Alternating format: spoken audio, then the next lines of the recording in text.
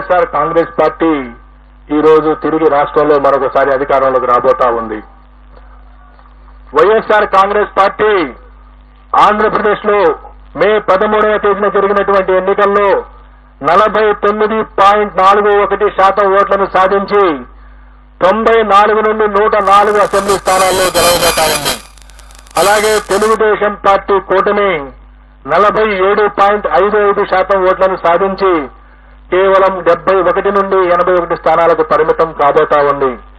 ఇతర పార్టీలు తర్వాత జనసేన 21 స్థానాలు పొందినటువంటి జనసేన 21 అసెంబ్లీ స్థానాలు 2 పార్లమెంటు స్థానాల్లో వాళ్ళు పోటీ చేయడం జరిగింది. జనసేన 2 పార్లమెంటు స్థానాల్లో గెలవబోతా ఉంది. అలాగే అసెంబ్లీ స్థానాల్లో పిఠాపురం నుండి పోటీ చేసినటువంటి జనసేన పార్టీ వ్యవస్థాపక అధ్యక్షులు శ్రీ పవన్ కళ్యాణ్ గారు భారీ మెజార్టీతో గెలవబోతా ఉన్నారు. అలాగే ఆ పార్టీలో మరొక ముఖ్య నాయకుడైనటువంటి శ్రీ నాదెండ్ల మనోహర్ గారు గుంటూరు జిల్లా తెనాలి నుండి గెలవబోతా ఉన్నారు. తర్వాత తెలుగుదేశం పార్టీ విషయానికి వస్తే తెలుగుదేశం పార్టీ అధ్యక్షులు రాష్ట్ర మాజీ ముఖ్యమంత్రి నారా చంద్రబాబు నాయుడు గారు కుప్పం నియోజకవర్గం నుండి భారీ మెజార్టీతో గెలవబోతా ఉన్నారు. అలాగే వారి తనయుడు మాజీ మంత్రి శ్రీ నారా లోకేష్ మంగళగిరి నుండి గెలవబోతా ఉన్నారు. అలాగే నటులు శ్రీ నందమూరి బాలకృష్ణ గారు హిందూపురం నియోజకవర్గం నుండి మంచి మెజారిటీతో గెలవబోతా ఉన్నారు. ఈ విధంగా ప్రతిపక్ష పార్టీలకు సంబంధించి ముఖ్య నాయకుల విషయాన్ని చూసుకున్న తర్వాత ఆంధ్రప్రదేశ్ అధికారంలో ఉన్నటువంటి వైఎస్ఆర్ కాంగ్రెస్ పార్టీ యొక్క మంత్రివర్గంలో అనేక మంది మంత్రివర్గ సభ్యులు తీవ్రమైనటువంటి పోటీ ఎదుర్కొంటున్నారు. కొద్దిమంది ఓటమి చవిచూడబోతా ఉన్నారు. ఇందులో ముఖ్యంగా మనం ఆంధ్రప్రదేశ్ ముఖ్యమంత్రి శ్రీ వైఎస్ జగన్మోహన్ రెడ్డి గారు పులివెందుల అసెంబ్లీ నియోజకవర్గం నుండి భారీ మెజార్టీతో గెలవబోతా ఉన్నారు. అలాగే సిదిరి అప్పలరాజు గారు ప్రస్తుత మంత్రి పలాస నుండి ఓటమి చవిచూడబోతా ఉన్నారు. అలాగే ధర్మాన ప్రసాదరావు గారు శ్రీకాకుళం అసెంబ్లీ నియోజకవర్గం నుండి వారు గట్టి పోటీ ఎదుర్కోబోతున్నారు. నేను ఎక్కడైతే గట్టి పోటీ అని సంబోధిస్తానో అక్కడ మా మార్జిన్ ఆఫ్ ఎర్రర్ ఏదైతే ఉంటుందో +/- 3% లోబడి ఫలితం ఉండే అవకాశం ఉంటుంది. కాబట్టి +/- 3% ఉన్న దగ్గర నేను గట్టి పోటీ అని సంబోధించడం జరుగుతుంది. అలాగే పీడిక రాజన్న దొర సాలూరు అసెంబ్లీ నియోజకవర్గం నుండి గెలుపొందబోతా ఉన్నారు. అలాగే బొత్స సత్యనారాయణ గారు ప్రస్తుత మంత్రి మాజీ పిసిసి అధ్యక్షులు చీపురుపల్లి అసెంబ్లీ నియోజకవర్గం నుండి మంచి మెజారిటీతో గెలుపొందబోతా ఉన్నారు. అలాగే గుడివాడ అమర్నాథ్ గారు రాష్ట్ర ఐటీ శాఖ మంత్రులు గుడివాడ అమర్నాథ్ గారు గతంలో అనకాపల్లి నుండి ప్రాతినిధ్యం వహించారు. ప్రస్తుతం గాజువాక నుండి పోటీ చేస్తున్నారు. వారు ఓటమి చవిచూడబోతా ఉన్నారు. అలాగే పినిపే విశ్వరూప్ గారు వారు అమలాపురం శాసనసభ నుండి పోటీ చేస్తున్నారు. వారు గెలవబోతా ఉన్నారు. అలాగే కారుమూరి నాగేశ్వరరావు గారు వారు తణుకు నుండి ప్రాతినిధ్యం వహిస్తా ఉన్నారు. వారు రాష్ట్ర మంత్రి. వారు ఓటమి చవిచూడబోతా ఉన్నారు. అలాగే చెల్లిపోయిన వేణుగోపాల్ గారు రాజమండ్రి రూరల్ నుండి ప్రాతినిధ్యం వహిస్తా ఉన్నారు. మంత్రి. వారు కూడా ఓటమి చవిచూడబోతా ఉన్నారు. దాడిశెట్టి రాజా వారు తుని అసెంబ్లీ నియోజకవర్గం నుండి ప్రాతినిధ్యం వహిస్తా ఉన్నారు. వారు గెలవబోతా ఉన్నారు. అలాగే పొట్టు సత్యనారాయణ రాష్ట్ర దేవాదాయ ధర్మాదాయ శాఖ మంత్రులు వారు తాడేపల్లిగూడెం నుండి వారు పోటీ చేసి ఉన్నారు. వారు ఓటమి చవిచూడబోతా ఉన్నారు. అలాగే శ్రీమతి తానేటి వనిత ప్రస్తుత ఆంధ్రప్రదేశ్ యొక్క హోంశాఖ మంత్రులు వారు గోపాలపురం నుండి గెలవబోతా ఉన్నారు స్వల్ప ఆధిక్యతతో. అలాగే జోగి రమేష్ గారు ప్రస్తుత రాష్ట్ర మంత్రి. వారు పెనమలూరు నియోజకవర్గం నుండి గతంలో పెడన నియోజకవర్గం నుండి శాసనసభ్యులుగా ఉన్నారు. ఈ ఎన్నికల కోసం పెనమలూరు నుండి పోటీ చేశారు. వారు గట్టి పోటీ ఎదుర్కొనబోతా ఉన్నారు. అలాగే అంబటి రాంబాబు గారు గుంటూరు జిల్లా ఇప్పటి పల్నాడు జిల్లా సత్తెనపల్లి నియోజకవర్గం నుండి ప్రాతినిధ్యం వహిస్తున్నారు. రాష్ట్ర జలవనరుల శాఖ మంత్రులు. వారు గట్టి పోటీ ఎదుర్కొనబోతా ఉన్నారు. అలాగే శ్రీమతి విడుదల రజని గతంలో చిలకలూరుపేట నియోజకవర్గం నుండి ప్రాతినిధ్యం వహించారు. ప్రస్తుతం గుంటూరు పశ్చిమ నియోజకవర్గం నుండి పోటీ చేస్తున్నారు. వారు గట్టి పోటీ ఎదుర్కొంటున్నారు. స్వల్ప తేడాతో ఓటమి చవిచూసే అవకాశం ఉంది. శ్రీ మేరుగ నాగార్జున గారు గతంలో గుంటూరు జిల్లా వేమూరు నియోజకవర్గం నుండి ప్రాతినిధ్యం వహించారు. ప్రస్తుతం ప్రకాశం జిల్లా సంతనూతలపాడు నుండి పోటీ చేస్తున్నారు. వారు గట్టి పోటీ ఎదుర్కొంటున్నారు. వారు స్వల్ప ఆధిక్యతతో గెలిచేటువంటి అవకాశం ఉంది. అలాగే ఆదిమూలపు సురేష్ గారు గతంలో విద్యాశాఖ మంత్రిగా, పట్టణాభివృద్ధి శాఖ మంత్రిగా పనిచేస్తున్నారు. వారు ప్రస్తుతం కొండేపి అనేటువంటి నియోజకవర్గం నుండి పోటీ చేస్తున్నారు. వారు స్వల్ప ఓట్ల తేడాతో ఓటమి చవిచూసే అవకాశం ఉంది. అలాగే తాకాని గోవర్ధన్ రెడ్డి గారు ప్రస్తుత రాష్ట్ర వ్యవసాయ శాఖ మంత్రులు సర్వేపల్లి నుండి పోటీ చేస్తా ఉన్నారు. వారు గెలిచేటువంటి అవకాశం ఉన్నది. అలాగే బుగ్గన రాజేంద్రనాథ్ రెడ్డి గారు ఆర్థిక శాఖ మంత్రులు, వారు కర్నూలు జిల్లా డోన్ నుండి ప్రాతినిధ్యం వహిస్తా ఉన్నారు. వారు గెలిచే అవకాశం ఉన్నది. అలాగే కె అహ్మద్ బాషా గారు రాష్ట్ర ఉప ముఖ్యమంత్రి కడప అసెంబ్లీ నియోజకవర్గం నుండి పోటీ చేస్తా ఉన్నారు. వారు ఈ ఎన్నికల్లో స్వల్ప ఆధిక్యతతో గెలిచే అవకాశం ఉన్నది. శ్రీ పెద్దిరెడ్డి రామచంద్రారెడ్డి గారు సీనియర్ మంత్రివర్యులు పొంగనూరు అసెంబ్లీ స్థానం నుండి ప్రాతినిధ్యం వహిస్తా ఉన్నారు. వారు ఈ ఎన్నికల్లో భారీ మెజార్టీతో గెలిచేటువంటి అవకాశం ఉన్నది. అలాగే శ్రీమతి ఉషశ్రీ చరణ్ అనంతపురం జిల్లా పెనుగొండ నుండి పోటీ చేస్తా ఉన్నారు. వారు అతి స్వల్ప తేడాతో ఓటమి చవిచూసేటువంటి అవకాశం ఉన్నది. అలాగే గుమ్మనూరు జయరాం గారు, వారు వైఎస్ఆర్ కాంగ్రెస్ పార్టీ వైఎస్ జగన్మోహన్ రెడ్డి గారి మంత్రివర్గంలో మంత్రిగా ఉంటూ సీట్ల సర్దుబాటులో వైఎస్ఆర్ కాంగ్రెస్ పార్టీ నుండి బయటికి వెళ్లి తెలుగుదేశం పార్టీలో చేరి అనంతపురం జిల్లా గుంతకల్లి నుండి పోటీ చేయడం జరిగింది. తెలుగుదేశం పార్టీ అభ్యర్థిగా వారు గుంతకల్లి నుండి ఓటమి చవి చూడనున్నారు. అలాగే శ్రీమతి ఆర్కే రోజా ప్రముఖ సినీ నటి అండ్ మంత్రివర్యురాలు, వారు చిత్తూరు జిల్లా నగరి నియోజకవర్గం నుండి ఓటమి చవి చూడబోతా ఉన్నారు.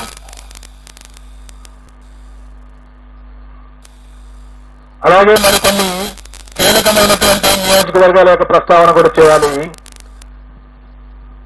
అచ్చెన్నాయుడు గారు తెలుగుదేశం పార్టీ యొక్క రాష్ట్ర అధ్యక్షులు, ఆంధ్రప్రదేశ్ అధ్యక్షులు, వారు టెక్కలి నియోజకవర్గం నుండి స్వల్ప ఆధిక్యతతో విజయం సాధించబోతా ఉన్నారు. అలాగే వల్లభనేని వంశీ గత 2 సంవత్సరాలుగా కొన్ని వివాదాల కారణంగా ప్రముఖంగా వార్తల్లో వచ్చిన వ్యక్తి, గన్నవరం నుండి శాసనసభ్యుడిగా ప్రాతినిధ్యం వహిస్తా ఉన్నారు. ఈసారి కూడా వల్లభనేని వంశీ గన్నవరం నుండి గెలుపొందనున్నారు. అలాగే తమ్మినేని సీతారాం గారు ఆముదాల వలస నుండి ప్రాతినిధ్యం వహిస్తా ఉన్నారు. వారు ఆంధ్రప్రదేశ్ శాసనసభ స్పీకర్ గా ఉన్నారు. వారు కొద్ది ఓట్ల తేడాతో ఓటమి చవిచూసేటువంటి అవకాశం ఉన్నది. అలాగే రఘురామకృష్ణరాజు గారు, కనుమూరి రఘురామకృష్ణరాజు గారు ప్రస్తుతం నర్సాపురం నుండి ఎంపీగా ఉంటూ ఇటీవల తెలుగుదేశం పార్టీలో చేరి ఉండి నుండి శాసనసభకు పోటీ చేయడం జరిగింది. వారు ఉండి నుండి గెలుపొందబోతా ఉన్నారు. అలాగే బూడి ముత్యాల నాయుడు గారు, వారు ప్రస్తుతం ఆంధ్రప్రదేశ్ ఉప ముఖ్యమంత్రిగా ఉన్నారు. వారు అనకాపల్లి నుండి, గతంలో వారు మాడుగుల నుండి శాసనసభ్యులుగా ఉన్నారు. ఈ ఎన్నికల్లో అనకాపల్లి నుండి పార్లమెంటు సభ్యులుగా పోటీ చేస్తున్నారు. వారు భారతీయ జనతా పార్టీ అభ్యర్థి సీఎం రమేష్ చేతిలో ఓటమి చవిచూడనున్నారు. అలాగే వైఎస్ఆర్ కాంగ్రెస్ పార్టీ యొక్క ముఖ్య నాయకులు శ్రీ విజయసాయి రెడ్డి గారు, వారు నెల్లూరు పార్లమెంటు నుండి పోటీ చేయడం జరిగింది. వారు నెల్లూరు పార్లమెంటు నుండి ఓటమి చవిచూడబోతా ఉన్నారు. రాష్ట్రంలో హోరాహోరీ పోటీ జరిగినటువంటి పార్లమెంటులో అమలాపురం పార్లమెంటు, రాజమండ్రి పార్లమెంటు, నర్సరావుపేట పార్లమెంటులో ఫలితం కేవలం 2 లేదా 3% లోబడి ఉండబోతా ఉంది. ఈ విధంగా రాష్ట్రంలో ఉన్నటువంటి 4 రాజకీయ పార్టీల యొక్క ముఖ్య నాయకుల యొక్క గెలుపు ఓటముల్ని మనం చర్చించుకున్న తర్వాత ఈ ఎన్నికల్లో కీలకమైనటువంటి అంశాలను కూడా నేను ప్రస్తావించవలసి ఉంటుంది. తెలుగుదేశం పార్టీ గత 5 సంవత్సరాల నుండి ప్రతిపక్షంలో ఉన్న కారణంగా గత ఎన్నికల్లో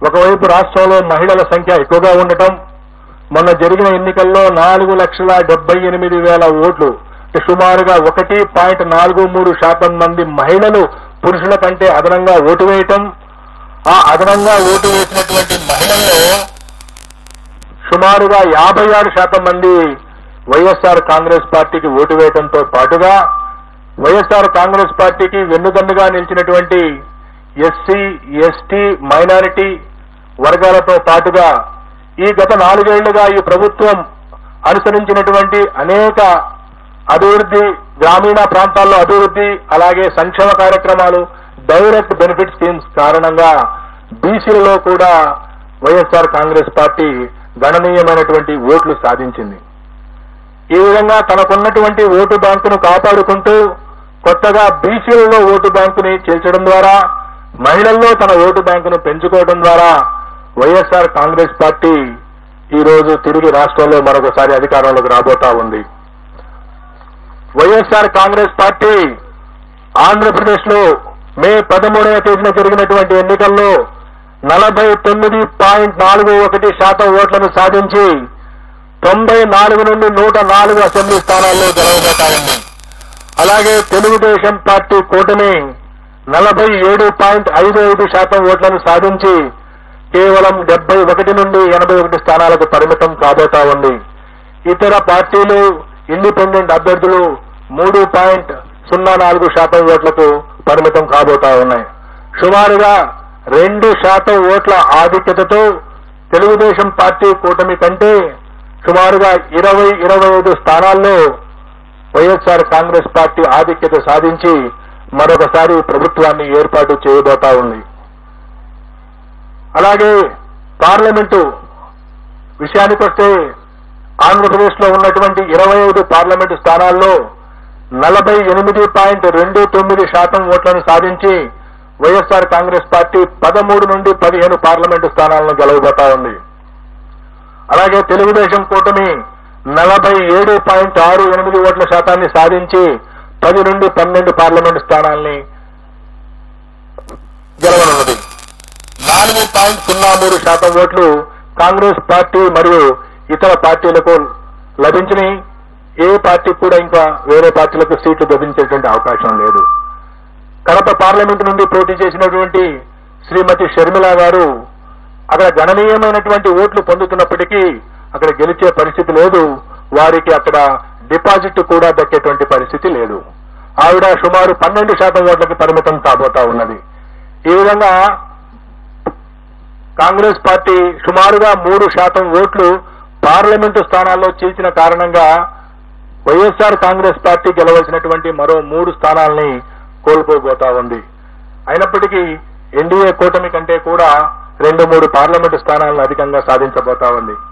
సుమారుగా 13 నుండి 15 స్థానాలు వైఎస్ఆర్సీపీ, 10 నుండి 12 స్థానాలు టీడీపీ కూటమి సాధించబోతా ఉంది. సో ఈ విధంగా ఆంధ్రప్రదేశ్, తెలంగాణలో జరిగినటువంటి హోరాహోరీగా జరిగినటువంటి ఎన్నికల యొక్క ఫలితాలు జూన్ 4వ తేదీన ఉండబోతా ఉన్నాయి. జూన్ 4వ తేదీన మా ఈ ఆరా సంస్థ వైపు నుండి ప్రకటించినటువంటి పోస్ట్ పోలు నిజం కావాలని, గత 16 సంవత్సరాల్లో అనేక ఎన్నికల్లో వాస్తవానికి ఫలితాలకు దగ్గరగా మా ఆరా సంస్థ ఏ విధంగా అయితే ఫలితాలను ప్రకటించిందో అదే స్థాయిలో ఈ ఫలితాలను ప్రకటిస్తున్నామని తెలియజేయడానికి గర్వపడతా ఉన్నాం. అనేక రకాల ఒత్తిళ్లు, అనేక రకాల విమర్శలు అన్ని మా ప్రొఫెషన్ లో భాగంగా ఎప్పుడు వస్తూనే ఉంటాయి. ఎప్పుడు కూడా ఎటువంటి ప్రభావాలకు లోను కాకుండా సంస్థను సంస్థగా మేము నమ్మినటువంటి వృత్తిని వృత్తిగా భావించి ఎన్నికల కంటే ముందు ఏదైనా లీకులు ఇవ్వమని ప్రకటించమని ఎన్ని రాజకీయ పార్టీలు కోరినప్పటికీ ఎక్కడా ప్రతిస్పందించకుండా, ఒక్క ఓటర్ను కూడా ప్రభావితం చేయకుండా పోలింగ్ ముగిసిన తర్వాత సుమారు 21-22 రోజుల తర్వాత మేము ఈ ఫలితాలని మీ ముందు పెడుతున్నాము. కాబట్టి ఈ ఫలితాల ద్వారా ఎవరూ కూడా ఎటువంటి ఫలితాలు వచ్చే వరకు 4వ తేదీ ఫలితాలు వచ్చే వరకు ఆందోళన చెందవలసిన అవసరం లేదు. మరీ ముఖ్యంగా బెట్టింగులు లాంటి ప్రమాదకరమైనటువంటి వాటి జోలికి పోవద్దని చెప్పి మీడియా ద్వారా రాష్ట్ర ప్రజలందరికీ విజ్ఞప్తి చేస్తూ ముగిస్తున్నాను. ధన్యవాదాలు.